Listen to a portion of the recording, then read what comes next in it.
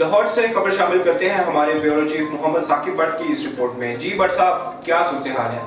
लाहौर में कौमी सेहत कार्ड से वक्त पर ऑपरेशन न होने पर शहरी फट पड़ा। शहरी ने इस मामले पर इजहार ख्याल करते हुए कहा कि सेहत कार्ड बेकार है, बच्चे को हर्निया की तकलीफ है। डॉक्टर ने कहा कि अगर पैसे ले आओ तो आज ही ऑपरेशन कर देंगे। सेहत कार्ड पर 2 महीने बाद ऑपरेशन का वक्त मिलेगा। फातिमा मेमोरियल अस्पताल लाहौर में बनाई गई शहरी की वीडियो सोशल मीडिया पर वायरल हो गई, जिस पर वजीर सेहत पंजाब डॉक्टर यास्मीन राशिद ने मामले का नोटिस ले लिया। तर्जुमान महकमा सेहत का कहना है कि शहरी अस्पताल में नया पाकिस्तान कौमी सेहत कार्ड के काउंटर पर जाने की बजाय OPD में गया।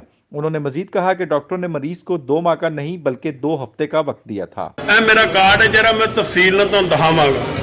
मेरे बच्चे नू तकलीफ है, हरनी है ते वो सौन तो बहन तो तंग है ते मैं डॉक्टर साहब नू कहा, उन्हें कहा अगर तुसी पैसे ले वो ਅਸੀਂ ਹੁਣੇ ऑपरेशन कर देंगे, नहीं तो तुहानू 2 महीना टाइम देंगे कि तुसी सेहत कार्ड तो बनाना है। इमरान साहब उस्मान बुज़दार साहब, ए देखो ए कार्ड नहीं तुहाडा, ए बेकार कार्ड है, इनका कोई वैल्यू नहीं गी। मैनू 2 महीने का टाइम मिल रहा है मेरे बच्चे के ऑपरेशन का।